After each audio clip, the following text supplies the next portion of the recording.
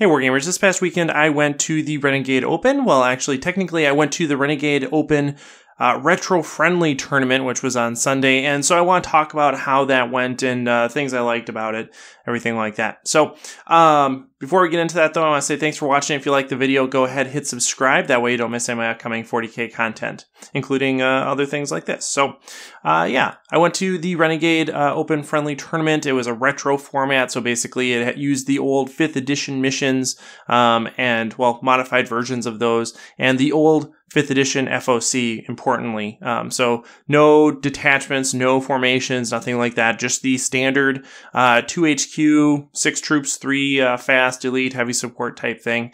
No Lords of War, stuff like that. So that was the format that we were working in. It was 1,500 points, and I had a blast. I think it was a fantastic format, a fantastic kind of community that came around this because, you know, there was 3 concurrent events. There was the Open Championships, which were the top 16 from the previous day's GT. There was the RTT, which had people that signed up for that directly, and also some of the people that didn't make it into the GT championship. And then there was the friendly. So 3 different types of events for 3 different types of gamers or people that just want to experience different things. And I thought it was a fantastic event. I really had a good time. There was ample terrain, and everyone was there to have fun first and foremost. So very relaxed in terms of, you know, understanding slip-ups and, you know, working things out amicably. So just really a good time. Really, I felt like it was a better, a healthier atmosphere than a lot of RTTs that I've been to at local shops. It's just, you know, you get the people there that want to have fun, and that's a more relaxing event for me.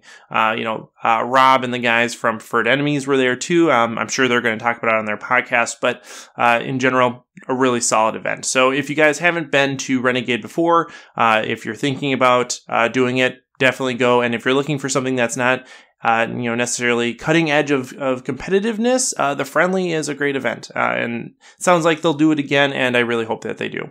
So overall, what was my list? How did it go? I brought this list here. So this is a picture I posted on YouTube and on Facebook, so you may have seen this already. But essentially, it's a WYSIWYG list. For HQs, I have a Fireblade, and I have a Cold Star Commander with 3 Fusion Blasters and the Supernova Launcher. You know, I went back and forth on whether or not I wanted another Fusion Blaster or the Flamer weapon or the Supernova Launcher, and I ultimately settled on the Supernova Launcher because, of course, it's just generally better than the Flamer, and I ended up playing all 3 assault armies in the 3 rounds of the tournament. So, you know, who knows if that was really the right choice or not, but it worked out fine in the end. For troops, I brought 3 11-man units of Fire Warriors, of Strike Team Fire Warriors with pulse rifles, and then a 10-man unit of Breachers and a Devilfish. For elites, I have 2 Riptides that are exactly the same, the typical loadout. So they have heavy burst cannons, target lock, advanced targeting system, and smart missile system, and then a unit of 6 stealth suits. For fast attack, I have 2 5-man drone units and a unit of Pathfinders, and then I didn't have any heavy support. So that was my whole list right there. And in round 1, the mission was progressive scoring, and I played against Harlequins. That was a fun game. It was actually a gentleman that I had played in the previous year's Combat Patrol tournament, and you know, the mission was progressive scoring, Tau versus Harlequins, and he was actually down a few points too. Plus, it was hammer and anvil deployment, so you can kind of do the math right off the bat about how that went. So it was a tough matchup for my opponent, and it, you know, kind of played out that way as well. So I think that was a solid Tau victory. I ended up tabling him for that one. And one of the nice things about the format too is that just because you table someone, you don't automatically get max points. And I think that actually fits into kind of the friendly environment, the friendly motivation for the tournament, because we're here to have fun, prolonged games. And so, if we have, a game that's really quick, that's not necessarily desirable in this context. And so having an even game that results in people doing more things over a longer period of time will get you more points, and that's really what we want to do. Game 2, I played against Alex Hunt, our painting buddy, and he brought his same Grey Knights list that I had faced at the Chronicles 40K event a few months ago. And so that was a rematch. My list was a little bit different than the list I brought there, of course. And I ended up losing again to him. He was the only guy I lost against at Chronicles, and I lost to him here as well, but it was very close. It was only a couple points off. And I think the score was like 12-10. So I got to keep my 10 points, which bode well for me in the standings overall. The third round, I ended up playing against a Death Guard army. This time it was end of game objectives. I should also mention that against Alex, it was kill points. So that was kind of a rough matchup for Tau too. Tau versus Grey Knights for kill points is not going to necessarily be in the Tau's favor right off the bat. But the third game was against Death Guard, and it was end of game objectives. And that was, again, a great game, and ended up being a Tau victory. But I got pretty nervous at a few points in that game, just because I got Poxwalkers up in my grill. I did the classic thing you shouldn't do and not kill all the Poxwalkers. So I ended up having to basically re-kill all of them again, and actually ended up deciding not to do that. So we ended up with just a massive amount of Poxwalkers in my deployment zone, but Tau, particularly taking Vior Lost Sept, are pretty mobile, so I was able to kind of scoot and occupy the remaining 2/3 of the board and get my objectives that way. So overall, every single game I played was fantastic. I loved the way that me and my opponents were able to have a relaxed, fun game, and it was just a lot of fun. Seriously, just a great time. And I think it makes me think right? I like how both this event and the Chronicles 40K event, the Hadex Incursion that I talked about a while ago, both had this just fun atmosphere. Now, it might be part of me not going to as many tournaments as I used to in the past, but overall, I'm really liking this type of more narrative-friendly focused event.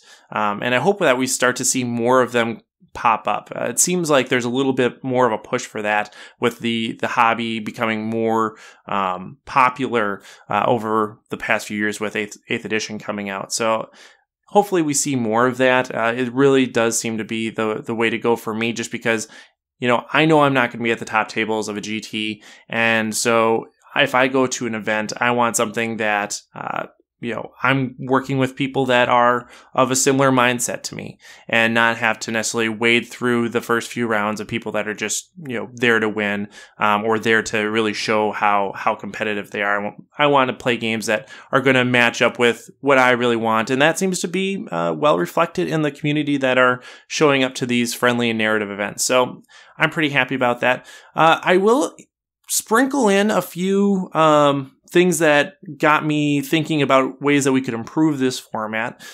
So with the way that Renegade Friendly Retro was run this year, basically there was your battle score, and that was really all that mattered at the end of the day.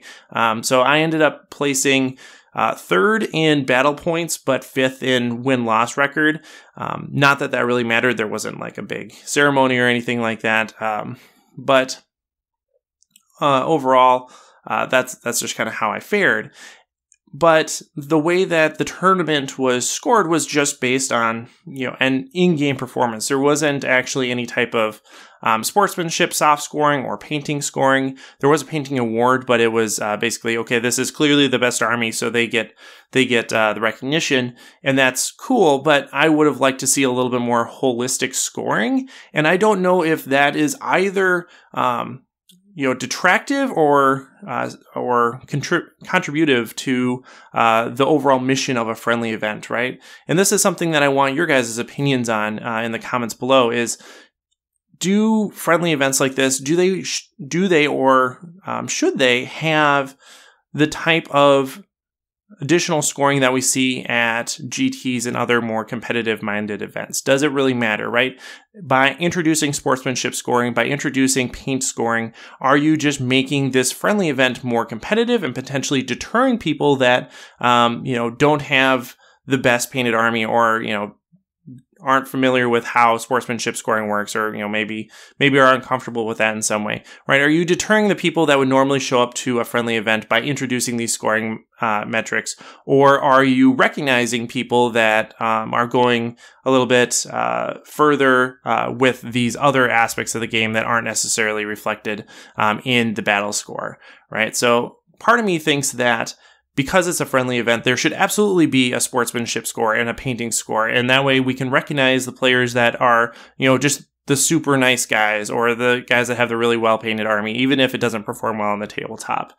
But at the same time, I wonder if that would be a deterrent for some of those people showing up because they're not confident in their ability, or they say, oh, this is just another way that people that are accustomed to tournaments, or people that go to a lot of tournaments, are going to just outperform me because they know how to play the system. Maybe they have a big fancy display board or something like that. So I'm just not even going to go because they are going to beat me at that. And so, I'm just going to hang out at my FLGS and play there.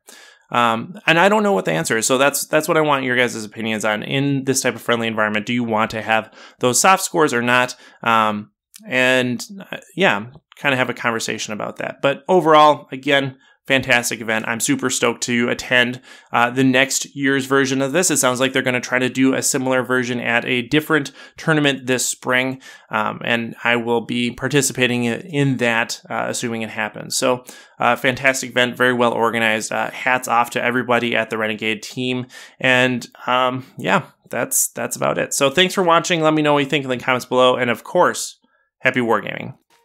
Hey everyone, this video was made possible by my supporters over on Patreon. If you enjoyed this video, consider joining our community over there. Special thanks to Errant Fox, Max Harrison, No Excuses Panda, Jared Egler, Nick Steele, Tao Oswald, Brian Mann, Jake Johnson, Scott J. Smith, Stephen Cohen, Eric Jackson, Andy M. Young, Benjamin, Giovanni DiMaggio, Julian Peck, Peter Benjamin Parker, RP, Timothy K. Piney, and Yuhai Penguin.